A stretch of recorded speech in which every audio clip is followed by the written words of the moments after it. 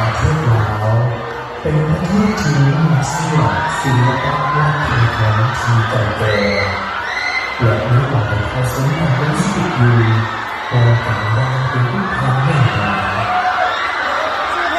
ทางดีทางผิวดินแดนที่มีเพลงของมีเสียงร้องเสียงแก่ทางที่เขาประเพณี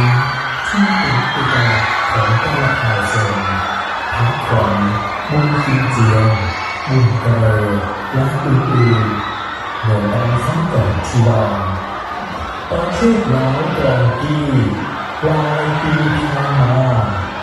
มีหน่วยงานผู้ทางประเพณีกล่าวไว้อายุไม่น้อยยามเข้าร่วมอุทธรณ์ถึงทราบแล้วถึงแจ้งจะมีการพื้นที่ถูกข่าวสารถูกครอง